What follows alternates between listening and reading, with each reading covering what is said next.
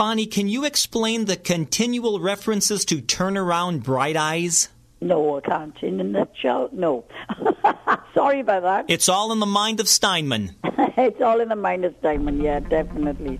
You're listening to Bonnie Tyler on MadPod.com.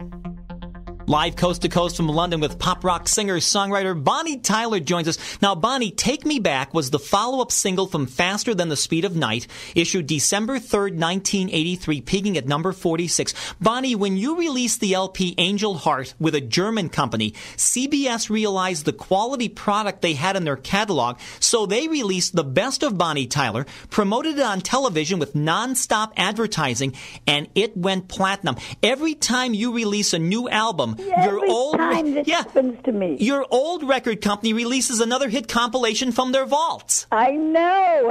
It's so bloody annoying because, excuse my language, because the thing is, everybody just goes to buy the old stuff all the time, instead of the new stuff. But my new album, Celebrate, is out now. And, I got my first ever DVD coming out on the 12th of July, Bonnie Live on Tour. So that was recorded live on tour in Paris and in Spain, and there's quite a few different things on there. And my first ever DVD, actually. A lot of my fans, and I've got loyal fans, have often asked, well, why don't you release something live, Well, it's finally done, and it's out on the 12th of July. But my new album, Celebrate, is available now, And my first single off the album is called Louise, and we did a great video for that in Tunisia on an old shipwreck, So it's going, everything's happening at the moment, You talk about high-energy songs. Holding Out for a Hero, one of my favorites, taken from the movie Footloose, starring Kevin Bacon and Laurie Singer, hit number 34, February 25th, 1984. Also appearing on your Secret Dreams and Forbidden Fires album. Years back, Meatloaf had Bat Out of Hell completely remixed and reissued, the gold version, and the difference was incredible. There was much better clarity, and Jim Steinman's production really sparked. Are there any other old projects you'd like remixed? Yeah, well, actually, at the moment, Stephen Rinkoff, who was the engineer on Faster Than the Speed of Night, on Secret Dreams and Forbidden Fire, he is remixing at the moment. And it's possible that, the duet that I did with Todd Rundgren, Loving You's a Dirty Job, but somebody's got to do it. Tell us about Celebrate. Oh, Celebrate. I recorded Celebrate in Paris. I co-wrote 10 of the songs on there. There's 12 brand new songs on my new album, Celebrate. It's it's kind of like a celebration of 30 years in the recording business, but it's not a compilation album. It's 12 brand new songs, and there's some rockers on there. There's some really lovely ballads on there. Like I say, co-wrote some of the lyrics, not music. I'm no good at doing the music part of it, but the lyrics. And it's slowly getting picked up with quite a few radio stations now, and it's looking promising. Tell us about the DVD Bonnie on Tour. What does the program listing look like, Bonnie? I don't have it right in front of me now, but the main thing is the live show from the Cigale in Paris, which is like a famous venue there. It's like an old theater, and so we did a live night there, 1.5 hour show. And I have two bands, you see. But this is with a young, energetic band there, and then I have also shots of making the video on there for Louise, which was on an old shipwreck in Tunisia, and then I have some concerts, outdoor festival concerts from Saragossa in Spain. That's on there, and that's really great, because that's more what it's all about, the outside gigs, not so much like in the Cigale, it's a sit-down sort of theatre thing, but some of the other shows then are in the outdoors, and everybody's just like a normal concert, all standing up and enjoying, and singing, and it's great, Now, your most inclusive website is bonnietyler.com, appearing at the Significance Tour Montreux, France, Stadthal Torglo with you and Matthias Riem, an open-air concert at Schloss Wolfsbrunnen with friend of this program, Chris Norman, at Kalvrucht at the Marktplatz. Any plans of playing here in the States, Bonnie? Oh, I'd love to.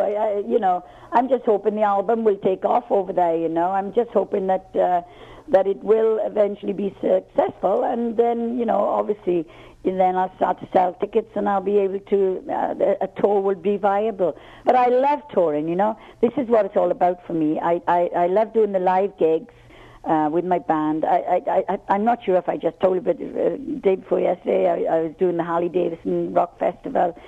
I do festivals a lot, and, there's nothing quite like doing a show, being live on the stage, much better than recording and all that, And it's funny because in the last 10 years, I've toured more than I did in the previous 20 years, It seems that the older I'm getting, the more work I'm getting. It's crazy. Now, on August 11th, 1984, Bonnie, Here She Comes hit number 76 on the Billboard Hot 100, taken from the restored 1926 black and white silent film classic Metropolis, starring Bridget Helm. That was such a landmark appearance on such a historic release. Was that song written exclusively for the reissue?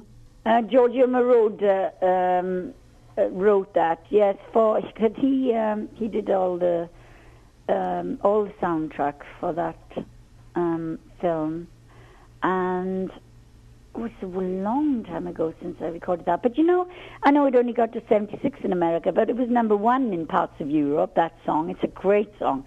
In fact, I do that on my live DVD. That's one of the songs I do on that's coming out now, 12th of July.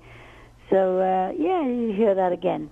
But the Metropolis film, it got mixed reactions actually because it was such a cult film before, and they kind of introduced colour in parts of the film, and some people reckon that it wasn't as good as the original film, but I thought it was great myself. I thought so too. Re-releasing a classic like Gone with the Wind or The Wizard of Oz sometimes draws some not so good critical acclaim. Yeah, well, it would really, wouldn't it? You just have to expect a certain amount of that. But I actually thought it was brilliantly done. I say if you have the technology, use it. Yes, why not? You're listening to Bonnie Tyler on madpod.com. Live coast to coast from London with pop rock singer-songwriter Bonnie Tyler. Bonnie, if you were a woman and I was a man, another Jim Steinman production with Todd Rundgren on backing vocal peaked at number 77, April 12, 1986, the second single from the Columbia album Secret Dreams and Forbidden Fire. You touched upon this earlier. Bonnie, what was it like working with Desmond Child? Oh, great. Absolutely great. And he liked working with me as well. I've since seen in Billboard magazine his 25th anniversary in the music business a few years ago now, and he was asked the question, out of all the people that he's worked with, right? And it's the list is like, well, in fact, it was center pages of Billboard. The whole center pages was just lists of artists he's worked with, right? And he was asked who has been the most. Who did you like working with the most? And I was flabbergasted to see that he said me. He said Bonnie Tyler was the most prepared and ready, and he had such a good time recording with me. And I thought that was such a great compliment, because he's worked with the likes of Aerosmith, you know what I mean? Incredible. I was so thrilled with that. I kept the Billboard magazine, for a while I was just showing it to everybody that was interviewing me. Look at this, look what Desmond said about me. I was like a kid. I agree with you. You know, Desmond stopped by our studios years back in the early 90s. And for those listeners who don't recognize the name Desmond Child, he has had great success writing such monster hits as We All Sleep Alone for Cher, Living on a Prayer for Bon Jovi, Dude Looks Like a Lady for Aerosmith, and his own rendition of Love on a Rooftop from June 21st, 1991. You went on to work with Todd and Desmond recording the European hit album Bitter Blue around the same time. You've really worked with the best, Bonnie. Bitter Blue was recorded by a different producer. Bitter Blue was produced by a German guy. Do you know, his name escapes me at the moment. Was that one of your favorite projects, Bonnie? What, Bitter Blue? No, not particularly, no. No, it was a big success, but no, it wasn't one of my favorite albums, definitely not, no. No, Hide Your Heart is one of my favorite albums, the one I did with Desmond, and of course Faster Than the Speed of Night. My very first album, Natural Force, I'm not sure what it was called in America though, because you know sometimes they change the names for America. Absolutely. Yeah, so the Bitter Blue thing was wrong, so we can move on from there. Yeah. Bonnie, any other news for us, musical or otherwise?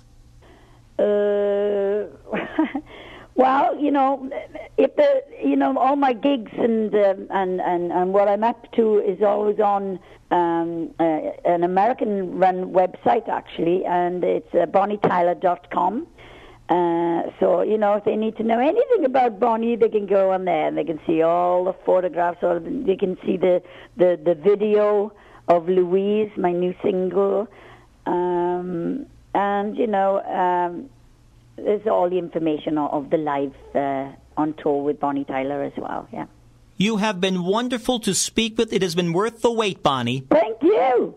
And I will pass on your best wishes to Roger, because he is good. Yes, and my sincerest thanks to Roger Bell at Band Pick Limited for his detail-oriented assistance in arranging this segment. Live coast to coast from London, pop rock singer-songwriter Bonnie Tyler. Bonnie, thank you so much for taking time to be with us and for letting us feature your many greatest and latest hits, my dear. Thank you very much. And bye-bye to you all. Best wishes, Bonnie.